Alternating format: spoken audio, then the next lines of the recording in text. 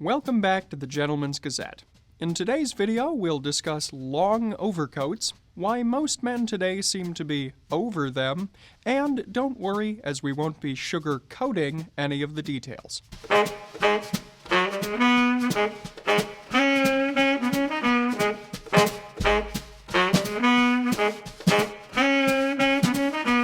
Our ever-expanding Why Did Men Stop Wearing series has covered many different articles of men's clothing.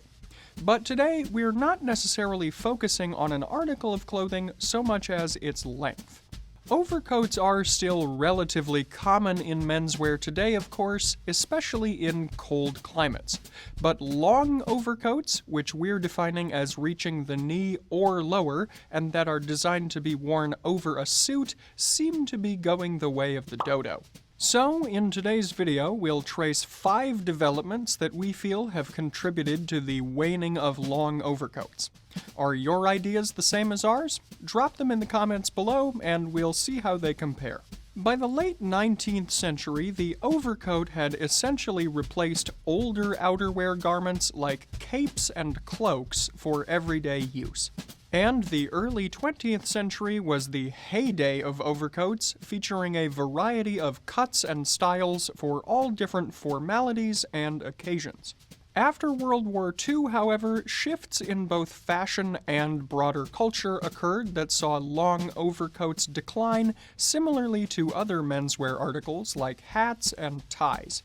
Of course, just like hats and ties, some men definitely still do wear long overcoats. We here at the Gentleman's Gazette are prime examples. But our long overcoated ranks are much thinner today than they once were. How did this happen? As we said, we've identified 5 key reasons. So let's get into the long and short of it and start with changes in how men got around. The long overcoat evolved from earlier travel cloaks and great cloaks, which were essentially massive swaths of fabric that covered the wearer from head to toe.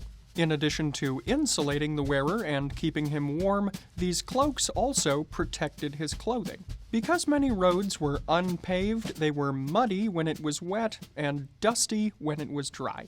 Mud and dust could easily coat a man's clothes. Remember this iconic scene from The Good, the Bad, and the Ugly? And even as more roads became paved into the 20th century, the longer hems of long overcoats still protected men's clothes from mud, dirt, rain, and splashing. Recall that in the early to mid-20th centuries, it was more common for men to walk to work or take mass transit. So, during a trek into the office or to the nearest bus or metro stop, long overcoats both kept men warm and protected their clothing from the elements. In the latter half of the 20th century, however, individual car ownership exploded, and if you just need to hop into your vehicle to drive to work with a minimal braving of the elements, a long overcoat can be unnecessary and might even be cumbersome. This is especially true as cars, as well as plane and train seating, seem to have been getting smaller over the years, with more constrictive captain-style seats instead of expansive bench seating. In this scene in The Public Enemy from 1931, no fewer than 4 long overcoated gangsters easily spill out from their vehicle. We suspect they'd probably be a little bit more cramped in a Toyota Yaris. So, as modes of transportation have changed, long overcoats, which were designed to be worn for extended periods of time in the messy elements, have become less essential. But it's not surprising that long overcoats have remained popular in areas that have both a strong commuter culture as well as regularly wet and cold weather. These areas include the northeastern United States, southern England, and parts of East Asia, especially South Korea and Japan. Our second main reason for the decline of overcoats is changes to other styles of coats and suits. Overcoats were originally developed to fully cover the hems of jackets that had longer hems themselves, like frock coats or tailcoats. But as these jackets fell out of favor, it was less important for overcoats to be as long. And while jacket styles were changing, so too were coat styles. In the early 20th century, overcoats and the closely related topcoats were essentially the only appropriate daytime outerwear for public occasions. Other jackets did exist, of course, but they were considered working or sporting garments. After World War II, though, as menswear generally became more casual, these formerly utilitarian jacket styles like motorcycle jackets, field jackets, and recreational jackets became more acceptable to wear in a wider variety of situations, so the overcoat's monopoly was broken. Long overcoats, meanwhile, remained associated with more formal day ensembles that were increasingly seen as stuffy and old-fashioned. This is chiefly because they didn't complement the increasingly casual leisure suits and sport suits that were popular in the late 60s and 1970s. And changes in popular coat and jacket styles were hastened by changes in the overall aesthetics of the suit. The 1960s saw the rise of slimmer, trimmer suits that emphasized an athletic figure. A long overcoat, if poorly cut, could easily distort these lines, and a long overcoat length hid more of a man's frame. By contrast, shorter coats and jackets in sportier cuts exposed more of a man's build, and in particular, long athletic legs. This trend toward sportier, more athletic outerwear continues to this day, and is buoyed by the touting of so-called performance fabrics that claim to keep you just as warm as a long overcoat with considerably less fabric and coverage. But, speaking from my personal experience of surviving Minnesota winters, I'll take a long overcoat that covers my legs any day. Broadening out a bit from our previous point, our number 3 factor is general changes in menswear.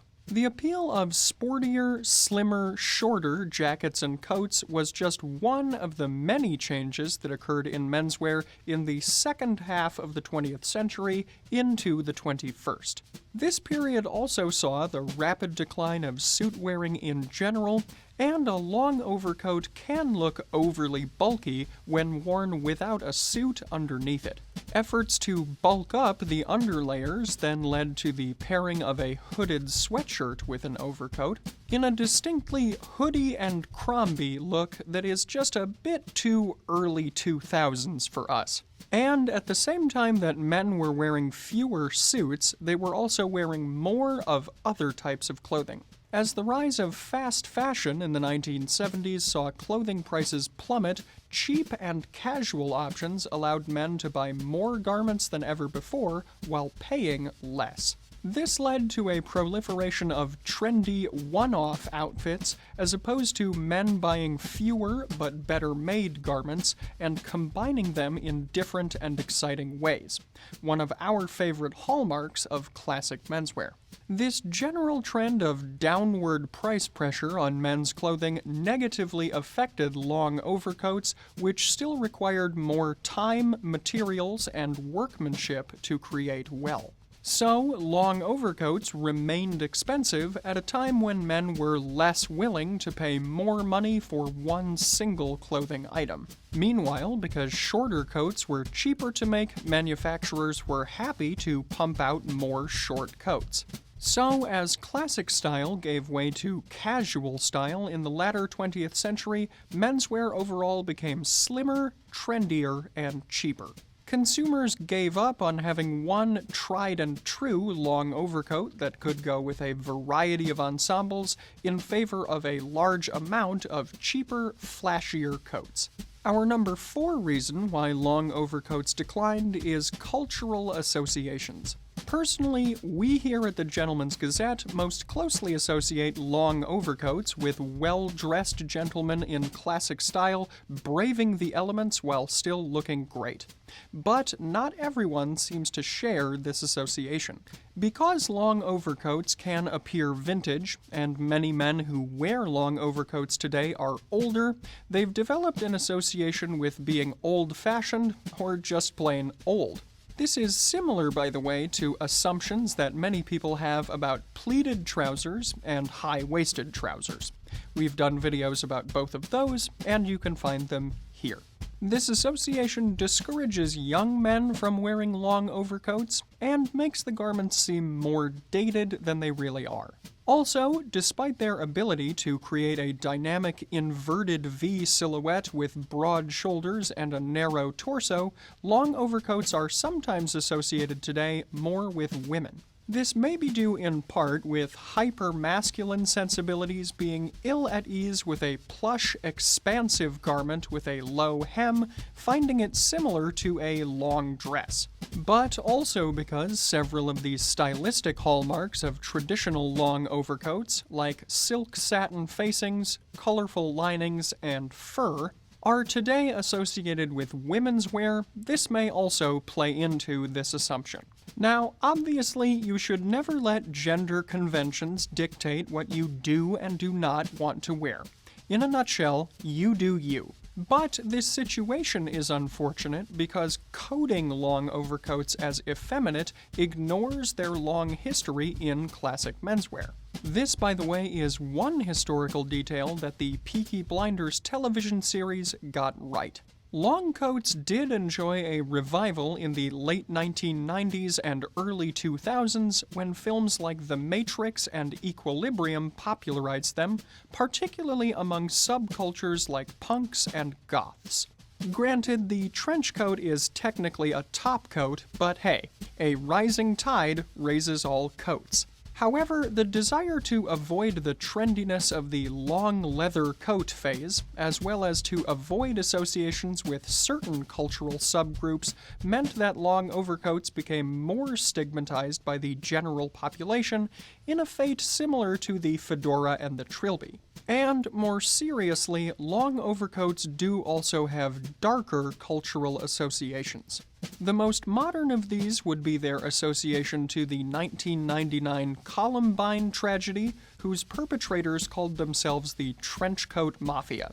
This in fact led to a ban on long coats in many schools. Going further back in history, long overcoats were closely associated with the military in general, and these martial connotations were enough to make many in the anti-war movement of the 60s and 70s not want to wear long coats.